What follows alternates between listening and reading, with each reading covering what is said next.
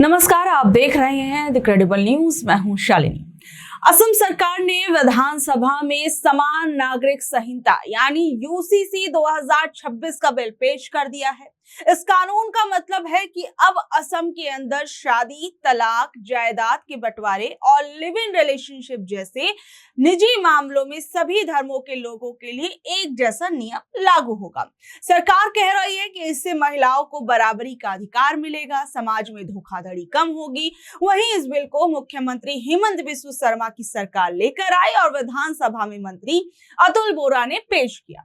इस नए कानून में शादी का सरकारी रजिस्ट्रेशन जरूरी कर दिया गया है। इसके अलावा एक से ज्यादा शादी करने पर रोक लगा दी गई है।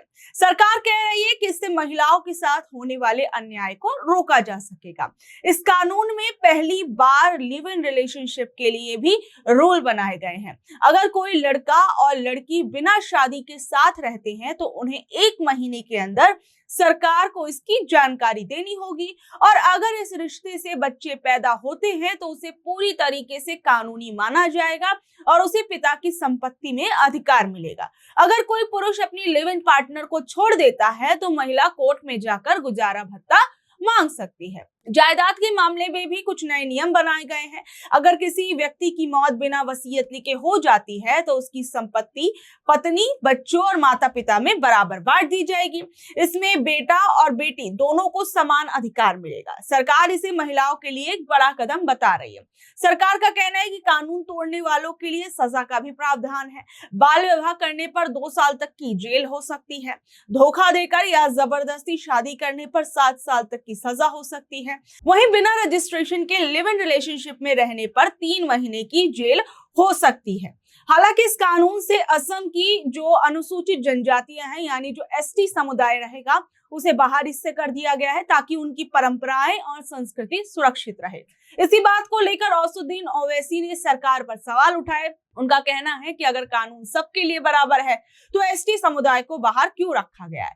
ओवैसी का यह भी कहना है कि इस कानून में वसीयत लिखने की पूरी आजादी दी गई है जिससे कुछ लोग अपनी पूरी संपत्ति सिर्फ बेटों के नाम कर सकते हैं और बेटियों को हिस्सा नहीं मिलेगा। उनका मानना है कि इस्लामिक कानून में बेटियों के अधिकार सुरक्षित रहते हैं लेकिन नए नियम से महिलाओं को नुकसान हो सकता है। वहीं असम सरकार ये कह रही है कि यूसीसी किसी धर्म के खिलाफ नहीं है बल्कि इसका मकसद समाज में समानता लाना है और महिलाओं को मजबूत बनाना है। अब इस कानून को लेकर पूरे देश में भी बहस शुरू हो गई है। कुछ लोग इसे बहुत ही मॉडर्न कानून मान रहे हैं, जरूरी कदम बता रहे हैं, जबकि कुछ लोग इसे धार्मिक स्वतंत्रता में दखल मान रहे हैं। वहीं इसे लेकर कुछ बयान भी सामने आए, जरा उन्हें भी सुनिए। ना यूसीसी बिल लागू और यूसीसी बिल सबमिट करेगा तो हम लोग देखेंगे वहाँ में क्या है और जो हम लोग धर्मों का खिलाफ होगा, इस्लाम का खिलाफ होगा तब हम लोग वहाँ विरोध करेंगे।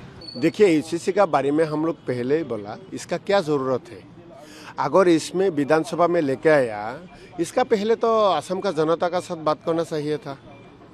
असम में जो पार्टी है, पॉलिटिकल, नॉन पॉलिटिकल, उन लोगों के साथ तो बात करना चाहिए था। कोई बात नहीं किया।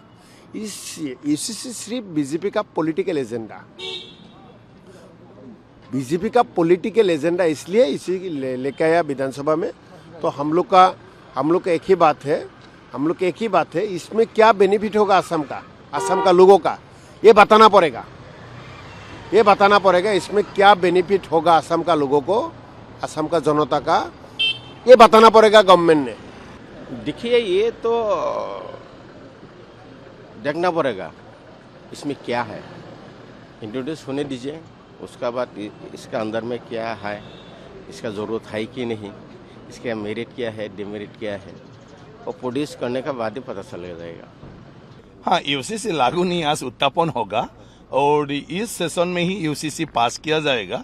इसके बाद असम में यूसीसी लागू हो जाएगा। आज यूनिफॉर्म सिविल कोड में डिस्कशंस होगा। मैं चाहता हूँ भारतवर्ष के सभ्यता और संस्कृति में विश्वास करने वाले हर समाज ने, हर धर्मीय समाज ने इस मुद्दे को सपोर्ट करना चाहिए कि हम लोग ये चाहते हैं कि हर नारी शक्ति को अपना हक मिलना चाहिए, गर्ल चाइल्ड को अपना हक मिलना चाहिए कि फादर्स का प्रॉपर्टी में, जो पेरेंट्स का जो पेरेंटियल प्रॉपर्टी है उसमें हर गर्ल चाइल्ड का भी हक होना चाहिए। ये विधेयक का मेन है। पॉलीगेमी बंद होना चाहिए और जो जो लिव इन रिलेशंस है, लिव इन रिलेशंस से जो थर्ड जो बच्चा जो पैदा होता है उनका भी कोई आदमी उसका रिस्पॉन्सिबिलिटी लेना चाहिए। ये कानून में ये आने वाला है। ये कानून भारतवर्ष की सभ्यता संस्कृति को विश्वास करने वाला हर धर्मीय समाज को मैं आह्वान करता हूँ इस कानून को सपोर्ट करना चाहिए। देखिए, यूसीसी हम लोग इलेक्शन में जब जनता के बीच गए थे उस समय हम लोगों ने कहा था कि हमारी अगर सरकार आती है तो हम लोग यूसीसी लाएंगे, और हमारी जो कमेंट है कि यूसीसी लाना है, और इसी तरह से डॉक्टर हिमंत बिस्वा शर्मा जी जो कहते हैं वो करते हैं, और उसी तरह से यूसीसी लाया गया है। और मैं चाहता हूं कि विधानसभा में सभी लोग इसको समर्थन करें, इसको ना देखें ये कोई धर्म के अगेंस्ट है, ऐसा कभी नहीं सोचना चाहिए। और आप लोगों को पता है कि उत्तराखंड में यूसीसी लागू है, भारत स्वाधीन होने से पहले गोवा में भी यूसीसी है, इसीलिए हम चाहते हैं कि सभी दल इसको समर्थन करें।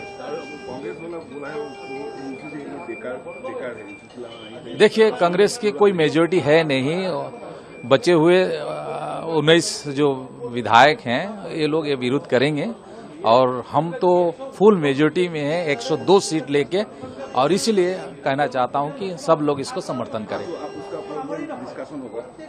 देखिए, ये बिल अभी प्लेस किया जाएगा, उसके बाद डिस्कशन शुरू होगी। बिल तो आया हुआ है लेकिन शायद डिस्कशन कल होगा। आज नारी शक्ति वंदन अधिनियम इस पर चर्चा होना है, वो कल यूसीसी पर होगा।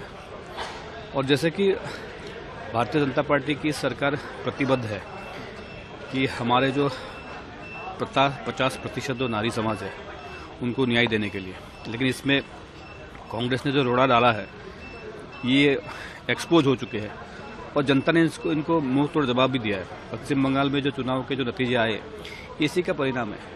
तो कांग्रेस कभी नहीं चाहती कि नारी सशस्त्र बने, और ये किंतु परंतु करते रहेंगे, लेकिन ये पूरा का पूरा इस रिजर्वेशन के ही खिलाफ है।